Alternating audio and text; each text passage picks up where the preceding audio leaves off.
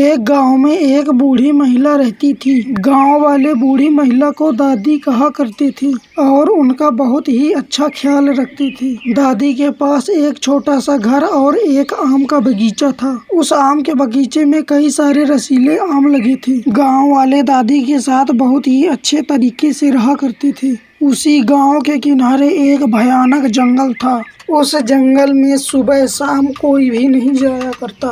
उस जंगल में पूरा भूतों का समूह रहता था। भूतों का एक बहुत ही अच्छा मुखिया था। भूतों का मुखिया भूतों को जंगल में बहुत ही कायदे कानून की तरीके से रखा करता था। जंगल में भूत बहुत ही खुश थे। एक दिन भूतों का मुखिया हमेशा की तरह भूतों को पंचायत में बुलाता है और भूतों से कहता है, इस जंगल में किसी को कोई समस्या तो नहीं है?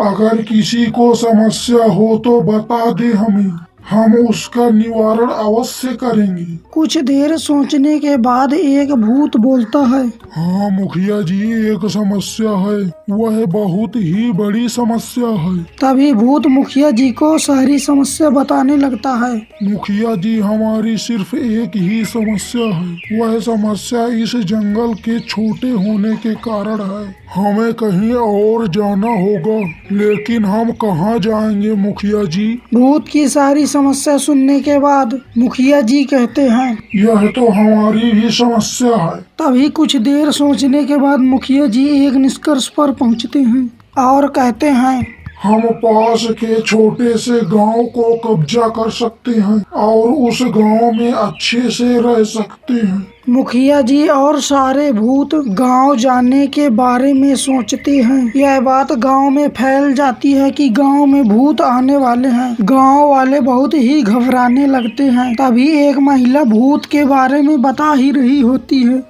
तभी वहां पर दादी आ जाती है। वह महिला दादी को भूतों के बारे में बताने लगती है। दादी कुछ देर सुनने के बाद अपने घर की ओर जाने लगती है। वह दोनों महिला गांव छोड़ने की बात करने लगते हैं। दादी घर पहुंचकर कहने लगती है, मैं तो अपना गांव छोड़कर नहीं जाऊंगी। गांव वाले चाहे जितना ही भूतों से डर जाएं, लेकिन मैं तो नहीं डरूंगी। यहाँ पूरा गांव खाली हो चुका था। गांव का पूरा कोना कोना खाली हो चुका था। तभी गांव में अचानक से भूत आ जाते हैं।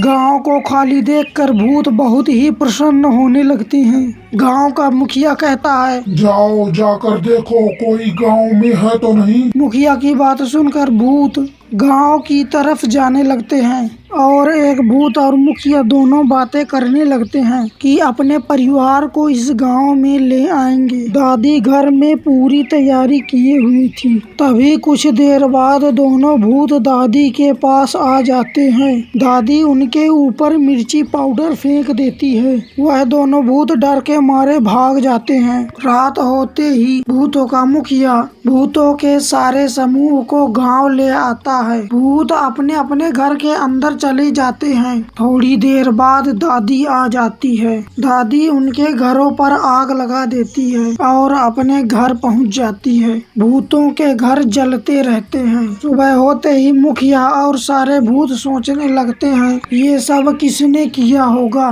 तभी वहीं पर दादी आ जाती है और भूतों से कहने लगती है, तुम इस गांव को छोड़कर चले जाओ, वरना मैं तुम सबको जला दूंगी। तभी भूतों का मुखिया दादी से माफी मांगने लगता है। दादी जी, हमें माफ कर दो, हम इस गांव को छोड़ करके चले जाएंगे। यह कहते ही भूत और भूतों के मुखिया अपने जंगल चले जाते हैं और दादी बहुत ही खुश हो जाती है।